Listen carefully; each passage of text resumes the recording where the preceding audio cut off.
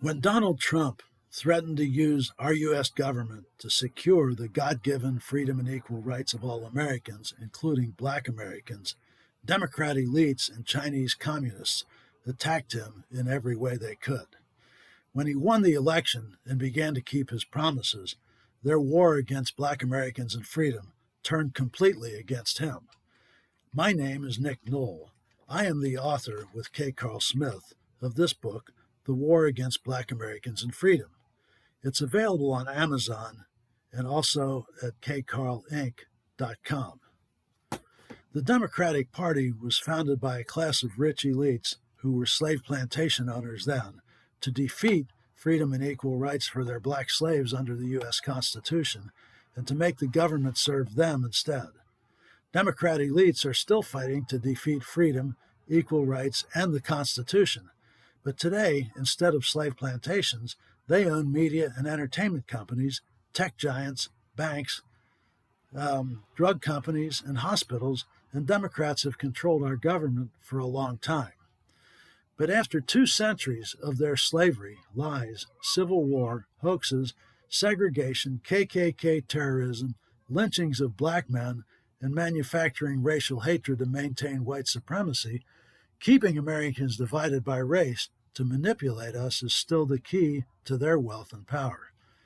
Republican President Donald Trump's use of tariffs disrupted huge profits being made by Democrat and Chinese communist elites from slave labor in China.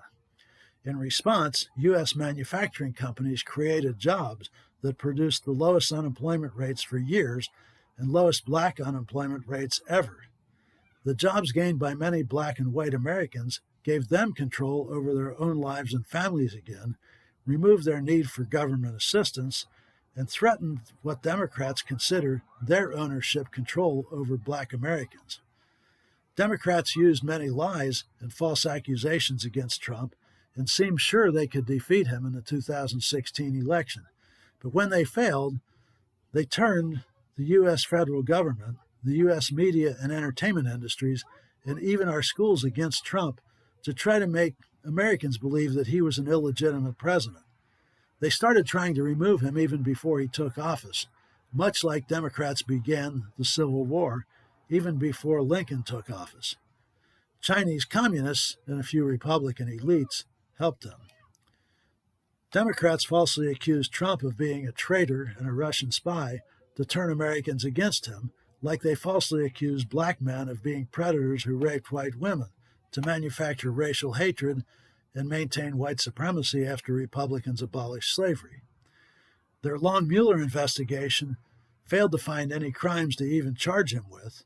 They tried to misuse the 25th Amendment to remove him and failed.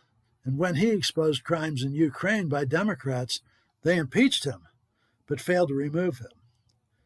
More common working-class Americans, especially black Americans, kept getting jobs that removed them from government control.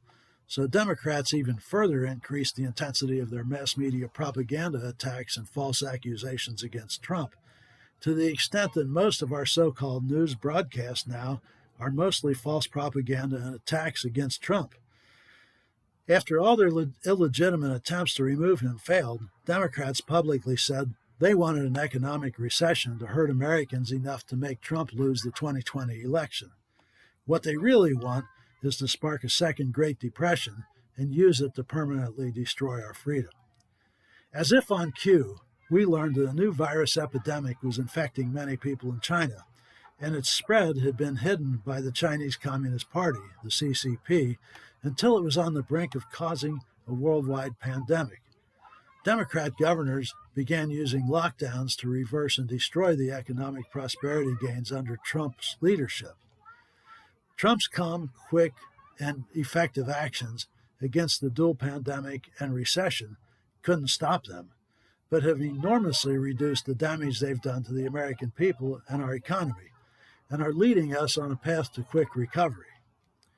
But Democrats, who have made many Americans falsely believe that black men are inferior, stupid, dangerous predators, and rapists, are using pervasive mass media propaganda, censorship, our schools, and every other means they control to hide their actions that caused the problems that made them worse, and to make many Americans falsely believe that Trump is to blame.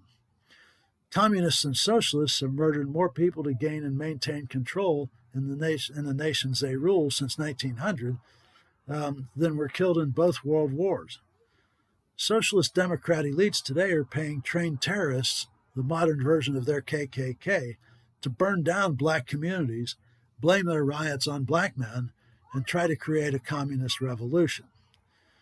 They're trying to make Americans lose hope and trying to make us believe that the free stuff they falsely promise us would make life under socialism or communism not so bad.